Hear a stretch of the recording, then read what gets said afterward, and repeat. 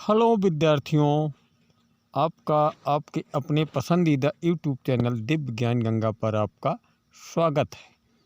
आज हम पढ़ेंगे द रोड नॉट टेकन, जिसे लिखा है रॉबर्ट फ्रॉस्ट, जो कि एक ऐसे कवि हैं जो किसी भी घटनाओं को जीवन के रहस्य से जोड़ते हैं, जीवन के रहस्य का मेटाफर मतलब रूपक करते हैं।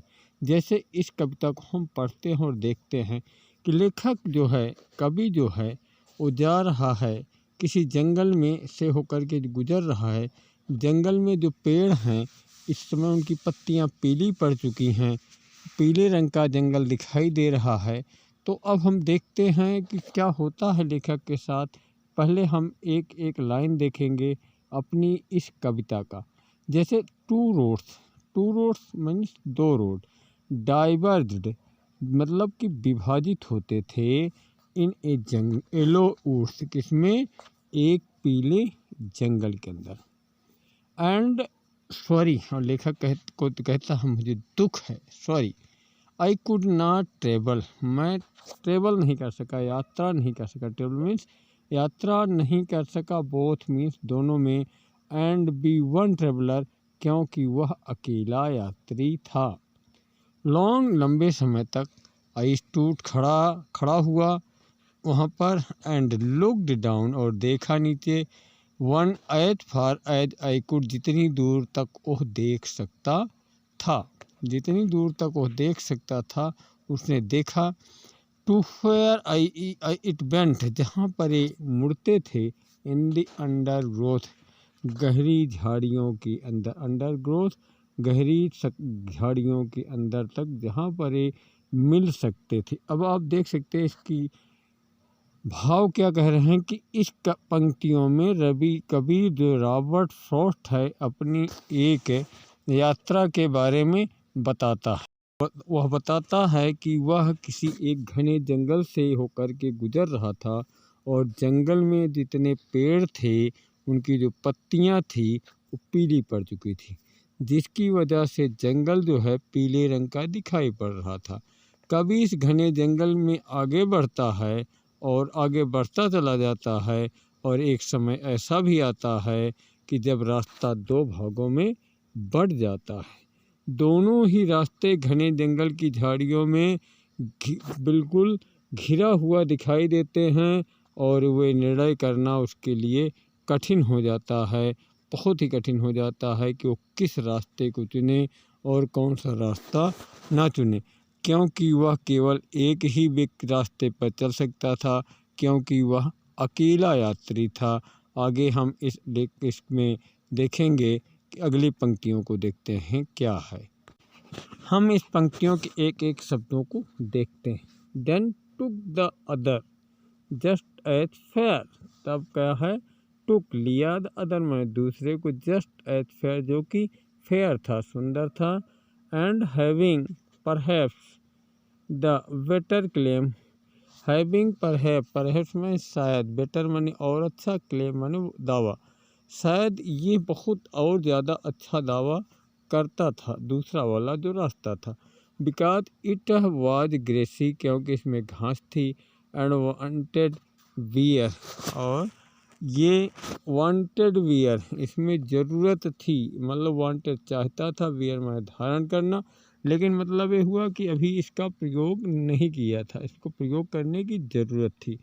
तो as far that passing here, यद्यपि यहाँ से गुजरते हुए, पासिंग देयर वहाँ से गुजरते हुए, हैड और there really about the same, वो दोनों बिल्कुल एक जैसे थे, रास्ते में कोई अंतर नहीं था, रास्ते दोनों एक जैसे थे। हाँ, पता नहीं चल रहा था कैसे चलें कैसे न चले। मतलब लेखक जो है इसमें दोहरे रास्ते पर खड़ा होकर के कभी दोनों ही रास्तों को भली भांति देखता है, क्योंकि उस रास्ते में अभी भी लंबे समय से लंबी हरी घासें उसमें उगी हुई थी, और उस रास्ते में अभी तक कोई गुजरा नहीं था। जबकि दूसरा रास्ता जो था बिल्कुल सादा बंजर दिख रहा था, उस पर कोई घास नहीं थी, क्योंकि उसके ऊपर अभी तक कोई उस पर बहुत सारे लोग जा चुके थे। पैरों से उसकी घासें दब चुकी थी, कट चुकी थी और सूख चुकी थी। यही वजह है कि यह रास्ता बंजर दिखाई दे रहा था, इसलिए कभी दूसरा रास्ता के लिए बेहतर विकल्प जान पड़ा, क्योंकि उस रास्ते पर अभी तक कोई भी यात्री नहीं गुजरा था।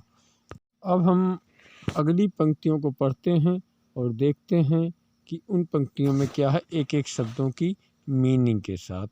And both that morning equally ले, उस बोथ दोनों, मॉर्निंग सुबह, दोनों रास्ते जो है इक्वली बराबर, ले माने पड़े थे क्या, लीव्स पत्तियां पड़ी थी, नो स्टेप्स कोई भी कदम है, ट्रोडन ब्लैक उनकी पत्तियों को कुचला नहीं था, काली नहीं कर दिया था, ट्रोडन ब्लैक नहीं किया था।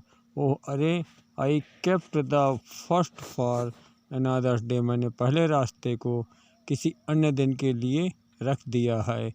इट नोइंग, यह जानते हुए, हाउ वे लीड्स, रास्ता कैसे ले जाता, ऑन द वे, रास्ते में, आई डाउटेड, मुझे संदेह है, if I should ever come back, कभी मैं इस रास्ते पर वापस आऊँगा। कहने का भाव ये है, कभी इस दोराहे पर खड़ा है और सोच रहा होता है कि कौन से रास्ते में जाना है और कौन से रास्ते में नहीं जाना। तभी कभी इस परिणाम में पहुंचता है कि आज के दिन वह अकेला ऐसा यात्री है जो जंगल में इतनी दूर तक पहुंच पाया है, और दोनों ही रास्ते ऐसे कई पैरों के ताज़ा निशान हैं, अर्थात पत्ती के कुचलने जाने के निशान उस पर दिखाई दे नहीं रहे हैं।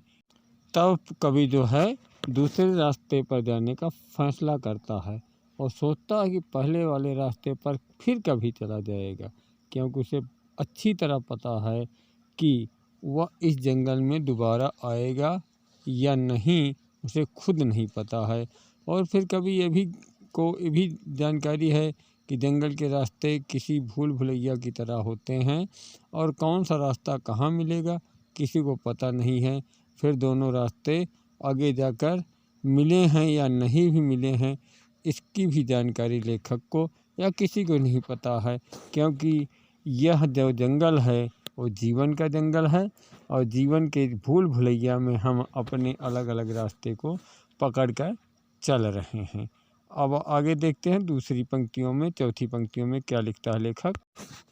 आई शैल बी टेलिंग, मैं कहता रहा हूँगा, दिस, यह, विदेशाई, एक गहरी सांस लेते हुए, somewhere edges and edges, hence, यहाँ से, मतलब युगों युगों तक, टू रोड डाइवर्ट, दो रोड मिलते हैं इन वुड जंगल में, and I took the one less travelled by, मैं उसको चुनता हूँ जो कि कम चला गया हो, जिस पर रास्ते पर बहुत कम लोग हो, travelled by, and has made, और जो बनाना हो, एट द डिफरेंस, और इसमें अंतर बनाते हैं। अर्थात इस पंक्तियों में हमें कवि द्वारा लिए गए इस निर्णय के विषय में पहले पढ़ने वाले प्रभाव के बारे में बता रहे हो। कहते हैं कि इनके द्वारा दूसरे रास्ते में चलने का निर्णय बिल्कुल भी आसान नहीं था, बल्कि बहुत कठिन था, और वो भविष्य में जब भी ऐसी घटना को याद करेंगे उनका मन उत्तेजित हो जाएगा, चित्त भर आएगा, क्योंकि उनके पास यह विकल्प था कि वे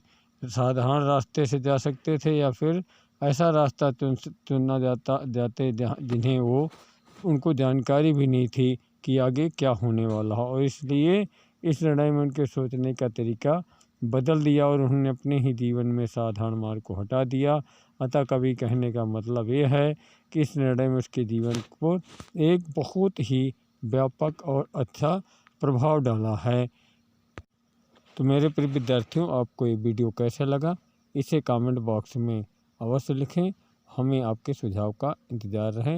अगर आप चैनल पर नए हों तो चैनल को सब्सक्राइब कर लें, ताकि ऐसे वीडियोज़, अंग्रेजी ग्रामर, अंग्रेजी कैसे सीखें, अंग्रेजी कैसे बोलें, everything is on this channel.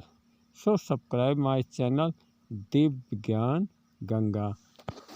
Thank you for watching till